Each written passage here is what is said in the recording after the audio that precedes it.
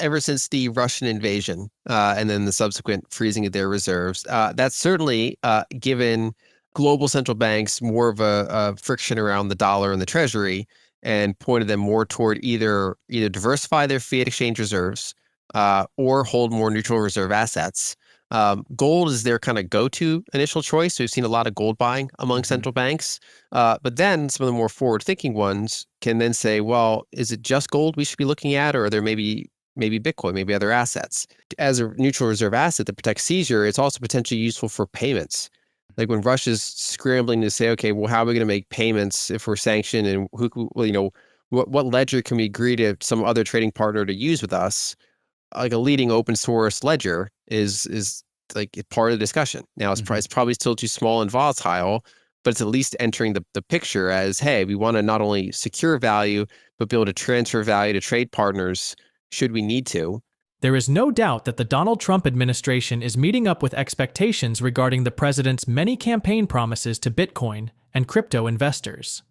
Not only has the president overseen a much-needed reshuffling in regulatory agencies, such as the U.S. Securities and Exchange Commission, SEC, and the Commodities Trading Futures Commission, CFTC, but he has also appointed several pro-crypto and pro-innovation personnel and policies meant to drive the crypto industry's growth and development in and out of the United States.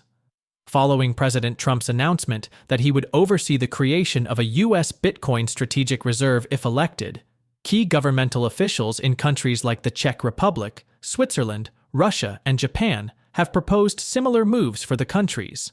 Aleš Mikl, the governor of the Czech National Bank, has proposed diversifying the bank's reserves by investing in Bitcoin.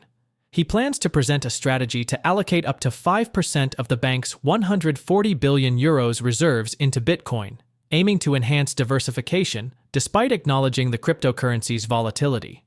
In Switzerland, a proposal has been initiated to amend the constitution, requiring the Swiss National Bank to hold a portion of its reserves in Bitcoin. Anton Tkachev, a member of the Russian State Duma, has proposed creating a strategic Bitcoin reserve. He suggests that Russia could utilize Bitcoin as a hedge against sanctions, inflation, and currency volatility, highlighting its potential as a financial safeguard. Satoshi Hamada, a Japanese lawmaker, has advocated for Japan to establish a national Bitcoin reserve. He argues that incorporating Bitcoin into the country's foreign exchange reserves could serve as a hedge against economic uncertainty and diversify national assets. In a recent interview with Bankless podcast, a popular macro analyst and investment strategist discusses how this is all the birth of a new era for Bitcoin. Alden believes the president's pro-crypto leaning, in addition to the actions of people like Michael Saylor, will eventually open the floodgates, allowing more countries, corporations, and other mega entities to be confident in holding Bitcoin on their reserves and balance sheets. Lyn also examines some of the policies of the Trump administration and how they will impact the U.S. and global economies in the long term. As we bring you clips from the interview, please take a little time to like this video, subscribe to the channel, and turn on post notifications for more videos like this. Thanks for the support, and enjoy the video.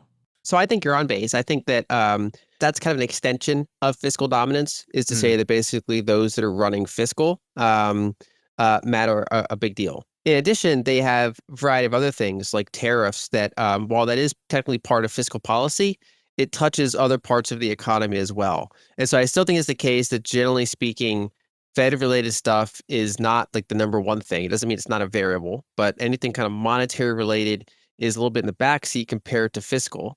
And another way of thinking about this is that we're at a potential pivot point because we've had almost 2 years of fairly similar macro environment, which was Fed's tightening, they're draining liquidity, and the Treasury is putting liquidity back in. They're running very big deficits, but then they've also shortened the average duration of their debt. Or more specifically, it's correct to say that they've issued extra T-bills, which are their most cash-like debt instrument that they have, that has sucked extra money out of the reverse repo facility. It's kind of like taking excess QE from a couple years ago and putting it back into the market while the Fed's doing quantitative tightening.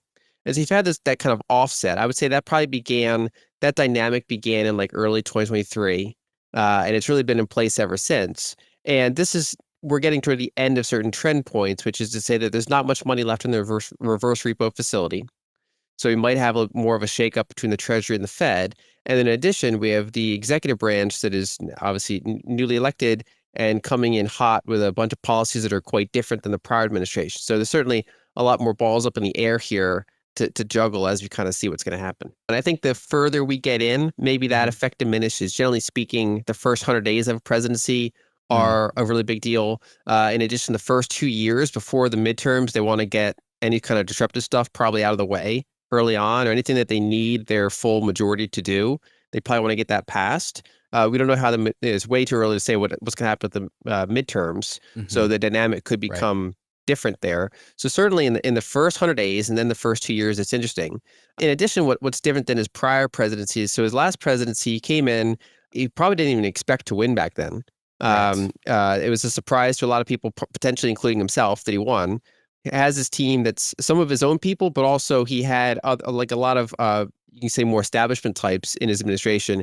And then that administration was kind of characterized by chaos, which is a lot of people leaving, kind of going through, like churning through a lot of these types of people where there wasn't a lot of alignment between them and Trump.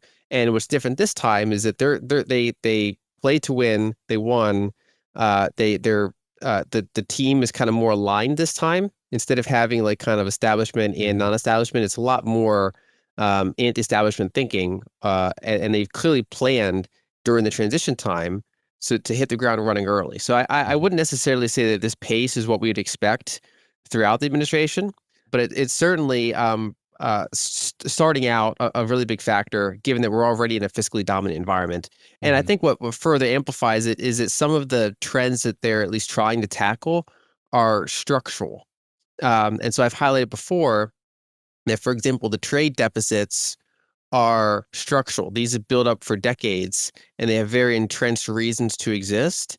And they are causing a lot of issues. This is something I've been, writing about for probably 5 years now, is the structural trade deficit situation. And so the fact that they're trying to tackle them is kind of a historic moment. And the same thing with fiscal deficits. So we can probably get into some of that, but I would say that, the early period here, I wouldn't necessarily extrapolate for 4 years, other than obviously Trump's a showman. The first term had a lot going on, and we probably should expect similar. The funny thing is, what he wants to do with the dollar is probably the most confusing thing, because his own statements are back and forth on that, and sometimes his views conflict with outcomes. The clearest thing we can say he wants is that he wants to reduce the trade deficit. He wants to bring more manufacturing back home, and he's willing to use fairly aggressive tactics to try to make that happen. It remains to be seen how effective it's going to be, but it's clearly the biggest attempt we've seen by the administration to even care or focus on the trade deficit. For a little bit of background, the way that the trade deficit works in the U.S. is different than most other countries. So most countries, their currency trades mainly on fundamentals of things like interest rate differentials or the trade balance. If some currency gets quite weak, it makes making things very competitive there, and it hurts their ability to import. And so in addition to interest rate changes, they generally work itself out. They kind of hits an equilibrium, and then manufacturing comes back to it, and they slow down their imports, and then they kind of right size it out. The U.S. is interesting because, unlike most other currencies, we have an extra monetary premium on top of ours. There are countries all around the world that hold dollar-denominated assets just to store value in, which means that we have this kind of persistent extra demand. It's kind of like how if gold was priced only on its utility aspects, it'd be way cheaper than the fact that tons of people just hold gold as the best like analog money. And it's kind of like that for the dollar. It's the most monetized fiat currency by far. And what that does is that kind of makes it structurally overvalued on a trade basis. So we generally always have greater import power than we probably should, and we have generally less competitiveness on lower margin export things. We're still good in technology, healthcare, finance, but anything kind of low margin or physical, that's where we have more trouble than even other developed countries that can be fairly expensive to make things in. And so we have this kind of structural trade deficit. What makes it so challenging is that if we want to have the world reserve currency, which gives us, the power to the government has the power to kind of issue probably more debt and deficit than they would. Like right now, Brazil's having a fiscal issue, and it's not because their deficits are bigger than the U.S. on a relative basis. It's because they're fairly large, but there's not big global appetite for Brazilian bonds and currency and assets. Whereas the US, because there is this big appetite for it, they have a lot more rope, a lot more runway to work with. So they like that. They also like the ability to sanction any country in the world in practical effect. But the trade-off with that whole approach is that we have to supply the world with dollars if they're all going to use dollars for contracts and holding assets and things like that. And the way we supply it is a structural trade deficit. So being the reserve currency causes the trade deficit, and then also the trade deficit is necessary to kind of permanently maintain that status. But then the tricky thing is it's not a stable equilibrium. If you run decade after decade of trade deficit, you hollow out your industrial base and you get major winners and major losers. So if you live around DC, if you live around New York, if you live around Silicon Valley, you're doing pretty good. If you work in certain fields, you're doing great. You're not harmed at all by this, and you're on the right side of everything. On the other hand, like you point out, if you're in the Midwest, if you're in the Rust Belt areas, historically the manufacturing areas, that's who's been on the wrong side of most of this trade. And so there's an attempt here to try to right size some of that balance. My takeaway would be that it's going to take more sacrifices than probably most of the bulls expect, which is to say that the number of things we have to do to actually bring back a meaningful amount of trade, not just like some optical wins, but like actually like meaningfully reduce the trade deficit, probably has a lot more disruptions to global finance than we think. And it's not like this like simple thing we can just do. Like right now, the manufacturer's not there for a reason. And when we start changing the reasons, it does open a can of worms that is probably worth opening, but it's still a can of worms. And I think that's probably what we're going to start to see playing out. In a bold move to reshape international trade and protect American industry, President Donald Trump has imposed 25% tariffs on all steel and aluminum imports. Speaking from the White House on Monday, Trump emphasized that U.S. manufacturers have long been pummeled by both friend and foe alike, arguing that American-made steel and aluminum are essential for safeguarding the nation's future. Our nation requires steel and aluminum to be made in America, not in foreign lands. We need to create in order to protect our country's future, he declared as he signed an executive order that eliminates various country and product-related exemptions from his earlier tariffs. Trump's decision, which applies universally with no exemptions, no exceptions, is designed to encourage domestic production and reinvigorate American industries. This is a big deal. This is the beginning of making America rich again, he stated, marking the tariffs as the first in what he envisions as a series of measures to bring vital industries back home. According to the U.S. International Trade Administration, Canada is the largest supplier of steel to the United States, followed by Mexico, Brazil, South Korea, Germany, and Japan. In the realm of aluminum, Canada again leads, with significant imports also coming from the United Arab Emirates, South Korea, and China. The new tariffs have sparked an immediate backlash in Canada. Mark Carney, a prominent figure expected to lead the Liberal Party, took to social media to urge calm, stating, "Trump wants us to lose our cool, but we need to stay united with the right response." He further advised that, in the short term, Canada should consider implementing dollar-for-dollar tariffs and bolster support for its critical steel and aluminum sectors. Despite the backlash, with some retaliatory tariffs expected, some experts believe these moves will benefit the U.S. economy in the long run. Let's get back to Alden's interview as she discusses countries and corporations using Bitcoin as a reserve asset. Ever since the Russian invasion and then the subsequent freezing of their reserves, that's certainly given global central banks more of a friction around the dollar and the treasury, and pointed them more toward either diversify their fiat exchange reserves or hold more neutral reserve assets. Gold is their kind of go-to initial choice. So we've seen a lot of gold buying among central banks. But then some of the more forward-thinking ones can then say, well, is it just gold we should be looking at, or are there maybe Bitcoin, maybe other assets? Now, when Bitcoin is like sub 2 trillion market cap and quite volatile, there's generally a lot of career risk in some of these proposals. So it takes kind of a pretty forward-looking person to kind of take that risk. So in MicroStrategy, in their case, it was the founder still running the company at the time. Right. Now he's chairman, but he was CEO at the time. And so he could kind of run that almost like a small business despite being publicly traded. It kind of took another cycle to see other corporations hop on board and have clear accounting, and see a full cycle of it working really well for MicroStrategy before they started kind of dipping their toe in the water and trying that. In addition, we've seen how El Salvador stack Bitcoin on the sovereign level. We've seen Kingdom of Bhutan do it. So these smaller, more kind of unilateral decisions, and then the fact that they worked out it becomes non silly for some of these other entities to at least entertain the notion of saying putting a non-zero amount into Bitcoin. In addition, as a neutral reserve asset that protects seizure, it's also potentially useful for payments. Like when Russia's scrambling to say, okay, well, how are we going to make payments if we're sanctioned, and what ledger can we agree to some other trading partner to use with us? Like a leading open source ledger is like part of the discussion. Now it's probably still too small and volatile, but it's at least entering the picture as, hey, we want to not only secure value, but be able to transfer value to trade partners should we need to. It's more efficient than flying a plane of gold across borders. So I do think it is. And then when the U.S. is giving it cover, when you have, like Trump talking about it and people in his circle talking about it, it reduces the career risk of other countries talking about it. So if anyone is at a corporation or at a government entity and they happen to be bullish on Bitcoin, they have more of a window to say, hey, maybe we should consider this. I still think in this cycle, it'll still be a minority, but around the margins, there's this clearly interest there. And then there's rumors that some more Middle Eastern countries have some reserves that they haven't really disclosed yet. Probably true, but I can't vouch for that. And generally speaking, it's just more incentive for kind of smaller entities to do it, or ones with just more kind of forceful or forward-thinking leaders.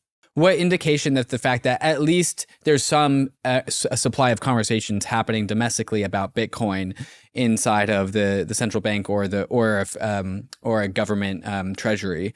Do you think external countries are taking that seriously, and does that help move the needle towards like the legitimacy of Bitcoin as an asset in central banks? I think some are, because they're saying, okay, if there's a chance this happens, do we want to front run them or do we want to follow? Right. So if it's like, it's certainly the way the game theory works out is if you're first, you get disproportionate benefits if you're early.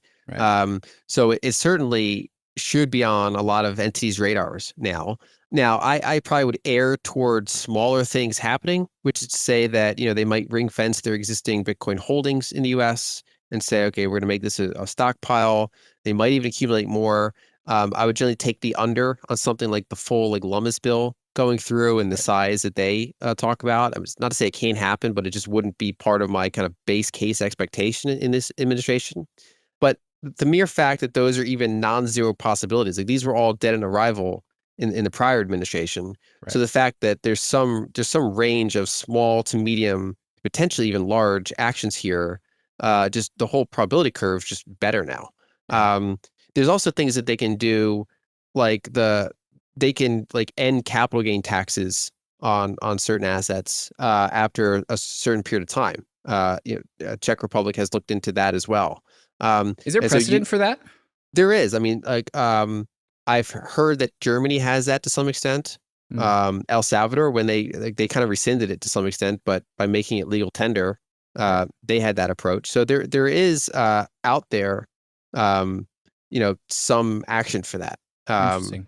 And if anything, that's probably it reduces accounting frictions for any assets they designate to have that trait. It's good around the margins for the medium of exchange argument. Probably wouldn't see a massive trend change from that, but it's certainly a friction that would be gone because people wouldn't have to think about their, keeping track of every transaction for tax purposes. True to President Trump's campaign promise, the United States is actively exploring the establishment of a strategic Bitcoin reserve. Last month, President Trump issued an executive order titled Strengthening American Leadership in Digital Financial Technology, which, among other directives, proposes evaluating the creation of a national digital asset stockpile derived from lawfully seized cryptocurrencies. This initiative aligns with earlier legislative efforts, notably the proposal by Senator Cynthia Lummis in July 2024. Her bill advocates for the U.S. Treasury to acquire 200,000 bitcoins annually over 5 years, culminating in a total reserve of 1 million bitcoins, approximately 5% of the total Bitcoin supply. The proposal suggests funding these purchases through profits from Federal Reserve Bank's deposits and gold holdings. Additionally, 19 U.S. states have introduced or passed legislation to establish their own Bitcoin strategic reserves, reflecting a growing interest at both federal and state levels in integrating Bitcoin into governmental financial strategies. While these developments indicate a significant shift toward incorporating Bitcoin into the nation's strategic assets, the proposals are still under evaluation, and no definitive actions have been finalized. Do you agree with Lyn's assessment that this is a new dawn for Bitcoin and the cryptocurrency industry at large? Please share your thoughts, comments, and observations in the comments section below. Also, ensure you like this video, subscribe to the channel, and turn on post notifications for more videos on cryptocurrencies, digital assets, and the overall global economy. These actions help boost the YouTube algorithm so our videos can get to more viewers. Thanks for the support, and see you in the next one.